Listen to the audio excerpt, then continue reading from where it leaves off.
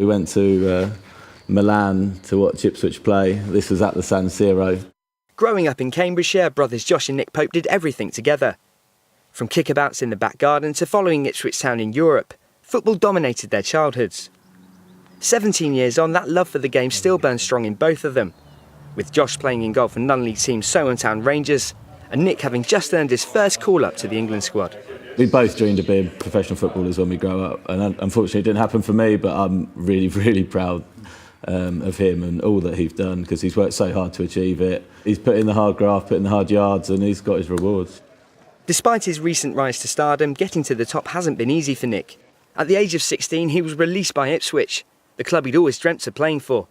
With his hopes of playing professionally looking to be in tatters, he found other ways to make some extra money. I worked a milk round. I worked in a milk round in a shop, like a convenience shop. And I worked in Next for a little bit as well, actually.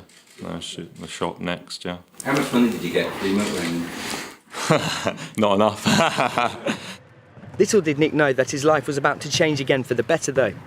Having enrolled on a course at West Suffolk College in Bury St Edmunds, he met Richard Wilkins, who not only taught him, but also gave him his first team debut at Bury Town.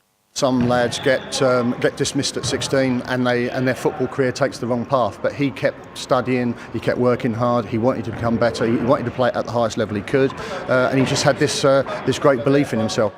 It was here at Bury Town where Nick was offered a way back into professional football. At a game in Billericay, scouts from Charlton Athletic were watching and were impressed enough to offer him a trial. A couple of weeks later, he signed his first professional contract, and the rest, as they say, is history. I think a bit of realisation has kicked in with the boys, that there's a pathway potentially into professional football for them and for them to make a living out of it. So maybe not as high up as what Nick has gone, who knows, it's quite a meteoric rise, but yeah, it definitely gives them encouragement and a chance to maybe move up the ranks. Having left Bury, Nick spent the next few years on loan to various Conference and Football League teams.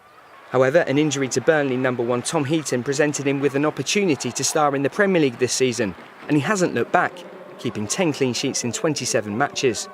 At his old school in Ely, they're not surprised to see him flourishing on the big stage. Lovely lad, really good fun, and obviously a super sportsman.